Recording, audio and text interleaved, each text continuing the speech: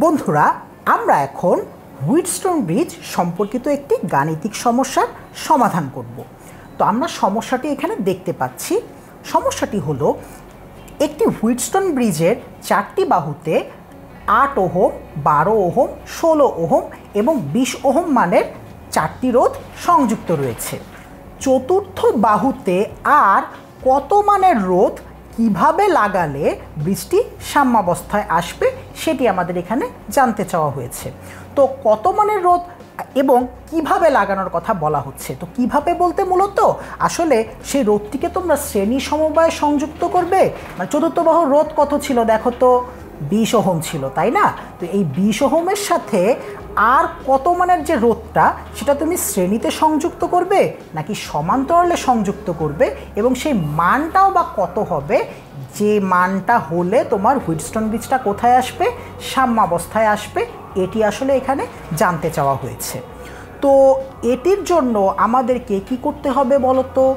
আমাদেরকে হুইটস্টোন ব্রিজের নীতিটি এখানে অ্যাপ্লাই করতে হবে। তো হুইটস্টোন ব্রিজের নীতিটি হচ্ছে P by Q is equals to R by S, যেখানে পিটা হচ্ছে প্রথম বাহুর রোধ মানে 8 ওহম, কিউটা হচ্ছে দ্বিতীয় বাহুর রোধ মানে 12 ওহম, আরটা হচ্ছে তৃতীয় বাহুর রোধ মানে 16 ওহম, আর এসটা হচ্ছে আমাদের চতুর্থ বাহুর রোধ, যেটা আমরা জানি না যে কি হলে সাম্যাবস্থায় আসবে। আমরা কিন্তু সেটা জানি না, কারণ এখানে বলা হয়েছে যে 20 ওহম যে সংযুক্ত আছে সেটা অবস্থায় কিন্তু আমাদের হুইটস্টোন ব্রিজটি সাম্যাবস্থায় নাই, কারণ এটার সাথে আরও একটু রোধ যোগ করলে সেটা আবার সমান্তরালেও হতে পারে, সিরিজেও হতে পারে, তারপরে আমাদের এই হুইটস্টোন ব্রিজটি সাম্যাবস্থায় আসবে, এরকম একটি ব্যাপার আমাদের বলা হয়েছে।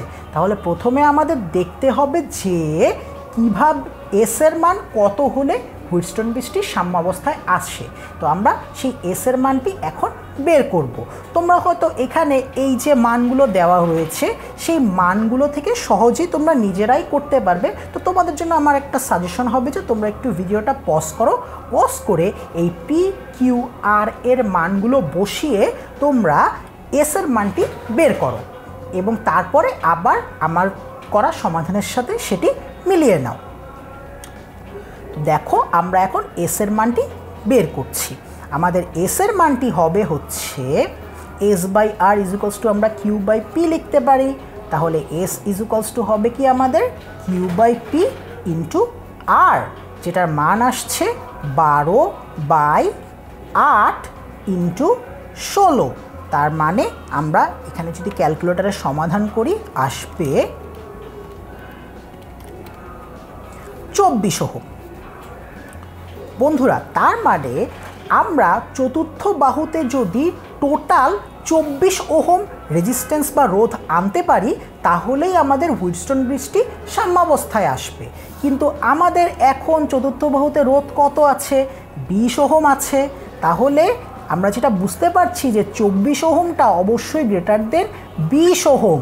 মনে রাখবে, কোনো বাহুর রোধ যদি বাড়াতে হয়, রোধ বাড়াতে হলে মানে প্লাস করতে হলে সিরিজে রোধ যোগ করতে হয় বা শ্রেণী সমবায়ে রোধ যোগ করতে হয়।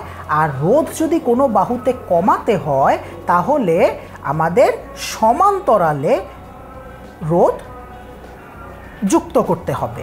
তো যেহেতু এখানে আমাদের রোধটা 20 ওহম থেকে 24 ওহম করতে হচ্ছে, মানে বাড়াতে হচ্ছে, তাহলে আমাদের কি করতে হবে? রোধটাকে শ্রেণী সমবায়ে যুক্ত করতে হবে। এবং কত মানের রোধ আমাদের শ্রেণী সমবায়ে যুক্ত করতে হবে?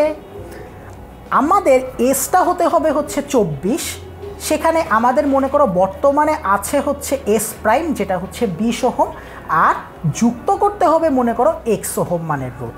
তাহলে এক্স ইজ ইকুয়ালস টু আসবে হচ্ছে এস মাইনাস এস প্রাইম, তার মানে হচ্ছে 24 মাইনাস 20 ওহম। তার মানে আমাদের x is equals two 4 ohm বা 4 ওহম মানের রোধ কিভাবে সংযুক্ত করতে হবে? সিরিজ কানেকশনে বা শ্রেণী সমবায়ে হুইটস্টোন ব্রিজের চতুর্থ বাহুতে যে 20 ওহম ছিল সেই 20 ওহমের সাথে সংযুক্ত করতে হবে।